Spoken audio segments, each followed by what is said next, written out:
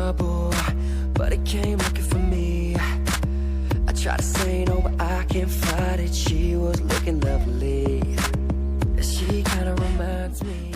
But we have a new Mr. Olympia. This is actually the fourth Mr. Olympia in 4 years. It's been a different guy every year in a row for 4 years now, which is pretty crazy because, most of my bodybuilding career as a fan and a journalist and everything, it's been dynasties. You were Mr. Olympia forever. Lee Haney was Mr. Olympia forever. Dorian was Olympia for quite a long time.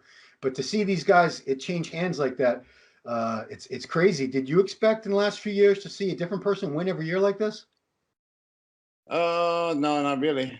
Do you think Phil was going to keep winning forever? I knew Phil was kind of like, coming to an end. The year that he lost, I thought he had won the show, but they saw it differently. So I guess that was pretty much the end of his, reign or whatever. Well, so now we have the first. So I'm going to say Roden was probably about 240. I'm going to guess. Phil, like 240 to 250, somewhere in that range.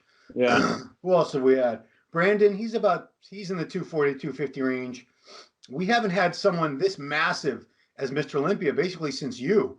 Someone that was 290 pounds, and that was a slim down version of Ramy, because he won a show in Brazil years back at 310 or 315. Ridiculous. Yeah, you can't step on Olympia like that. No, he wasn't. I don't think he was the most conditioned 315 at all. Trust me, I'm sure he wasn't. But it was enough to win that lineup. But so I'm sure you've heard all these comparisons now. People putting out videos and posts with pictures of you on one side and Ramy on the other side, and they're arguing about who's the king of all freaks. Big Ronnie or Big Ramy. So first of all, I wanted to ask you, who do you think carried more mass? Because you're probably about the same height, I think.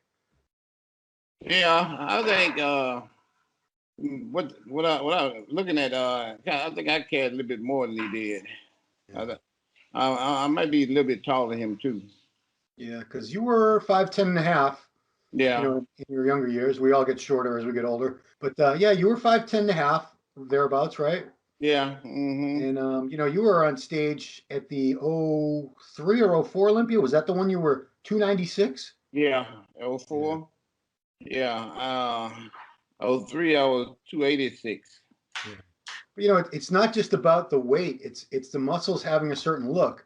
Do you think you carried your mass differently than Ramy? What differences do you see in the physiques when you look at him and remember how you were at your prime of that size?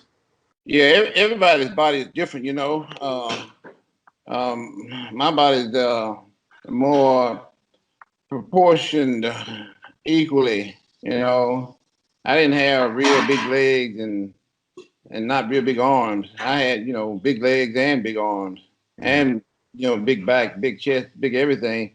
His mass is distributed more of his lower extremities than anywhere. His legs kind of overshadow his upper body just a little bit. He can bring his upper body up or bring his lower body down to, fix that, which is an easy fix. But right now, that's just the way it is right now. So, if he came to you for advice, maybe he will, who knows, because you guys have a friend in common, Chad. What would you tell him? Would you tell him stop training your quads or lay off your quads for a little while? What advice would you give this guy? Yeah, you know what? I quit training my arms for a little while, because I thought they were getting a little bit too big. So with him, he probably could, not train his legs for a little while or not train them as hard, just cut back on them just a little bit. And I'm quite sure, or he could just train the upper body, twice as hard. Yeah. So, when I look at the two physiques, I see a difference in the muscle, what they used to call muscle quality. I don't know if they even use that term anymore, but you had more detail, you had deeper separations than Ramy, because you're both pretty much the same size. If you go by the scale and maybe you wrap the tape measure, you probably aren't that different in terms of just the mass, but it did have a different look on you than it has on him. Do you think that's just genetics? You had different genetics, or do you think it was your training style versus the way he trains? Yeah, it got a lot to do with all that you just brought up. It got to do with a lot to do with training, a lot to do with genetics, a lot to do with conditioning too. I'm quite sure if he, you know, he can be a little bit more conditioned, you know, in some areas on the body, especially his legs, you know. I'm quite sure if he brought some of that down, you know, it also make his body look a lot better, you know. Yeah.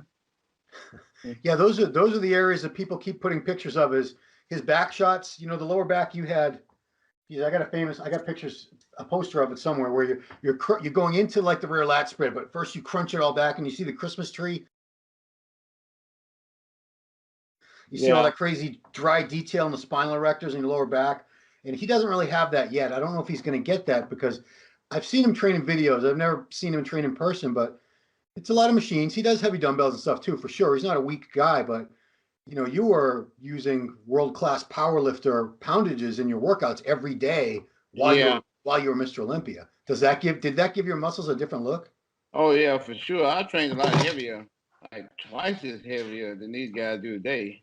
You know, I do different exercises too. I don't know a lot of them that do squats and deadlifts and bent over rows, you know, T-bar rows and all that kind of stuff. Like I said, they do a lot of different machines and everything. Of course, that's gonna make the biggest difference, especially when you train heavy. Yeah. I've seen the difference in somebody's body when they train heavy as when they don't train as heavy. Like even with Phil Heath, you know, he didn't have the same kind of conditioning and you know, the same kind of quality of hardness that I had and thickness that I had because of the way he trained.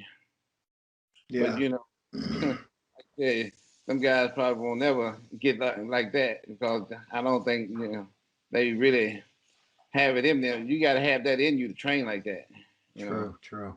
Yeah, because even Dennis James said when he's in Kuwait or Egypt, he's in Egypt now, he doesn't think he trains that hard on his own. But when he's there in Arizona training with Dennis pushes him to the limits and makes him train closer to your style of training, at least taking him to that level of intensity and effort that, you know, probably he can't do on his own.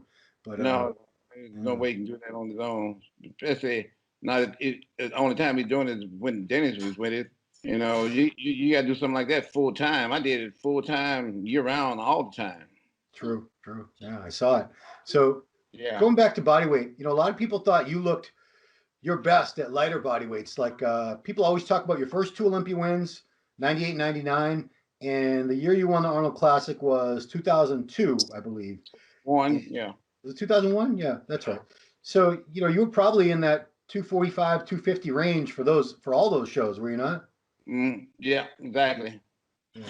Do you feel, looking back at those pictures and videos from those shows, you were able to bring a different crispness, a different level of condition and dryness that you couldn't when you were 270, 280, 290? Yeah, for sure. Because once you get a certain size, there's only so much conditioning you can have, you know. You know, it's like a double-edged sword, you know.